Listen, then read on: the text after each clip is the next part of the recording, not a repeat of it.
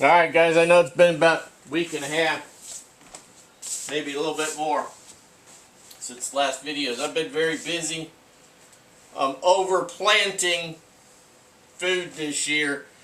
I grow about 90% of my own vegetables and so on, but I'm planting, overplanting, I'm planting and planting and planting. I probably got, I don't even know how much there is out there. There's going to be so much stuff. I don't even know if I'm going to, if I am here to harvest it, I don't even know where I'm going to put it all.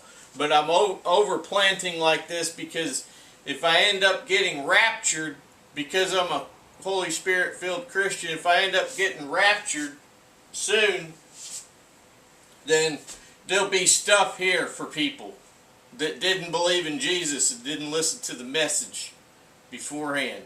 Alright? I'm dressed like this though because for spring and summer, tiger stripes are my choice. That's my choice.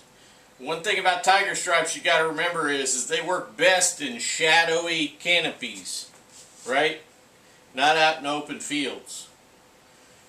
You just gotta, no camouflage is perfect, but this one has done right by me for decades, so this is my choice. Anyway, so I have been busy planting, culling, watering, managing, making decisions as to what's going to go where. I've been doing all that stuff. Anyway, I had been getting started a little bit late this year because the weather is off a little bit, but that's all right. I'm good. And the reason why I'm wearing this is because I finally acquired a new war belt. That's right. Remember that other one I bought years ago as an extra? And it really kind of a little bit tight. It's probably made for a smaller guy. Anyway, I still got my same belt kit with the different colored green pouches and the M56. I've still got that. It's still good. I'm still using it. It's got a nice butt pack on it and everything. But anyway, I wanted to put together myself a tiger stripe belt kit. And that's what I've been doing also. That's another thing I've been doing on the side. It's a bit of an endeavor trying to get this stuff. You got to find it first. So anyway, got about 6 more minutes here. So I'm going to show you that in a bit. But first of all, we're going to talk about this draft. Alright? I know everybody's been talking about the draft for a few days now since they talked about it. And then why are they implementing this draft? And why is it for men and women? Right? Now 18 to 27, so what? 18 to 27, those are just numbers for them to start with. They can, if it gets worse, they can increase that age to 45, 65, 70, 75. It doesn't matter. We got guys that are 65, 70 years old. They can go to war. Alright? They're probably going to be much better off than these younger folks anyway because they got life experience and probably a lot of them are already war fighters anyway, old war fighters, right? So that's what you got to think about that. Now, that's thinking normally though. That's thinking normally. Defense of the nation. In this case, it ain't really defense of the nation. World War III, it's not defense of the nation. It's starting out over baloney over in Europe. And it never should have involved us to begin with. But as we know, the prophecies of God have to come true. Because if God says it, it will happen. It has to happen. It will come true. There is nothing that man does can stop the prophecy of God. Right? Well, anyway,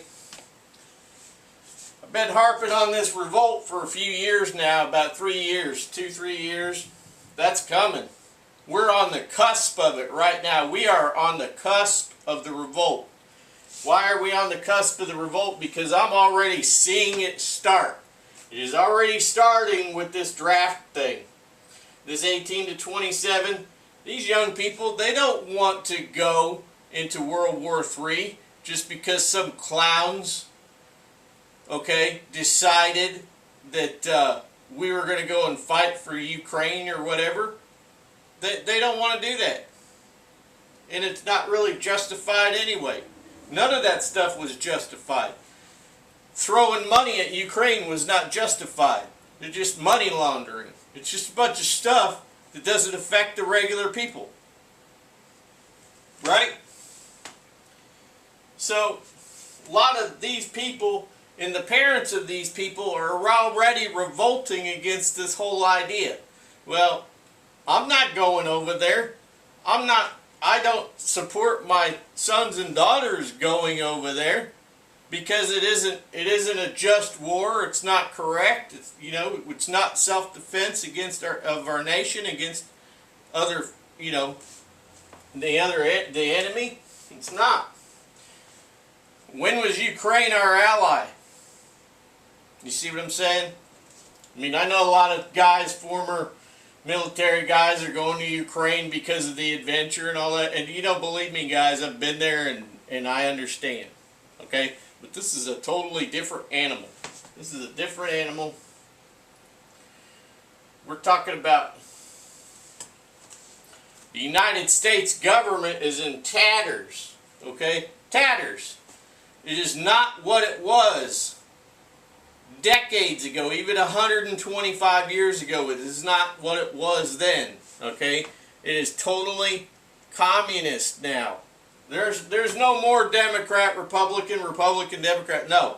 It's them and us. And they're always crapping on us, and they're always trying to take away everybody's rights, and they're always trying to tell everybody what to do. They're always trying to keep everybody in the poorhouse. It's time to abolish. It is time to get rid of that nonsense. Okay? Now, we talk about this selection coming up. Why are they trying to start World War III?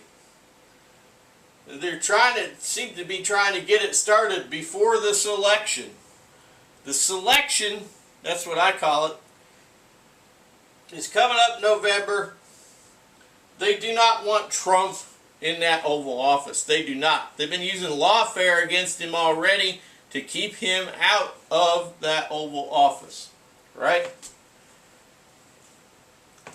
So, we got World War III. We have a revolt over World War III. People get ticked off. There's pandemonium around the country, all over the country. Then the government potato head decides to implement martial law. That's good. That's going to really make things go downhill because the potato head will stay in power even if everybody wants Trump in the Oval Office. Potato head will stay in power because when martial law is enacted, potato head stays in the Oval Office. You follow me? Now, I've been saying that if Biden stays in the Oval Office, you will see the second American Revolution. Man, I dare goddamn well tell you, it's going to be a second American Revolution. That is not going to fly. It's just, this is too strong. Support for that guy, Trump, is too strong. It is not going to happen. So they put Trump in jail, or whatever. Second American Revolution. For some reason, Trump makes it into the Oval Office. For some reason, if he makes it in there, there will be civil war. Civil war is war between the people. The Revolutionary War here, Second American Revolution. Revolutionary War is between the people and the standing government. That's the difference. A lot of people throw around civil war indiscriminately. But the difference is that civil war is between the people, and that a revolutionary war is between the people and the government. And we all know that the government has been crapping on everybody for decades and decades and decades, right? So, yeah. The document, right? Declaration of Independence, U.S. Constitution, all that. That gives us the right to abolish and start over. It's the right. It's not a privilege, it's a right. That's the difference. A right is something that cannot be taken away, cannot be suspended, it cannot be given away, nothing. Okay? That's a right. A right is not a privilege. You better remember that. They keep treating people's gun rights as privileges. They keep taking away people's gun rights and treating their gun rights like privileges. They keep doing it. Somebody gets in a heated argument with their spouse, doesn't matter man or woman, automatically, boom, take away their gun rights. Somebody, a young person goes out, commits a felony, gets a felony charge, automatically, gun rights are gone. You know, either situation, they take away your gun rights forever, for life. And that is not just. That is tyranny. And that is an agenda. That is a government agenda to get the guns out of people's hands. That is an agenda to get guns out of people's hands. So, that's just one more thing. And they've got people convinced that those things are good. Oh, they're violent. Oh, they're this. Oh, they're that. So therefore they can't have guns. Here's the thing, guys. If somebody does something and they have,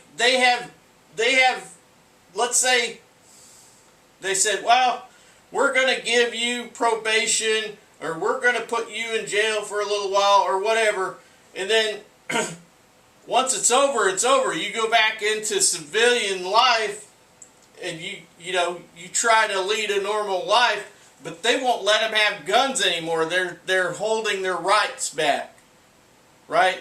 Because they're the big gang.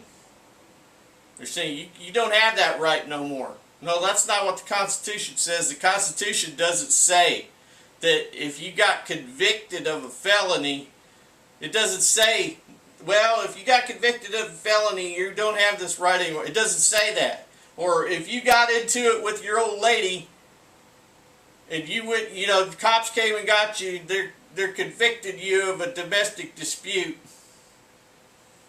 You don't have your gun rights no more. The Constitution doesn't say that, fellas. Shall not be infringed is an absolute. It's not debatable.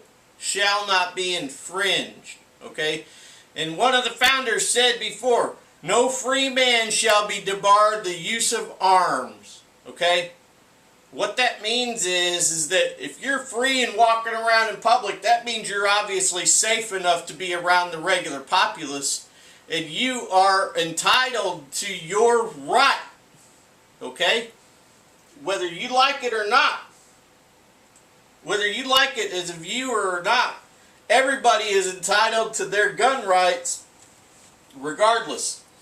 They did their time, they did their punishment, whatever it was.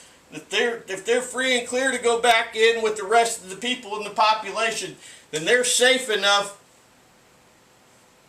in my opinion, to have their rights. We've seen some of this stuff going on here recently. Supreme Court, they think that they could,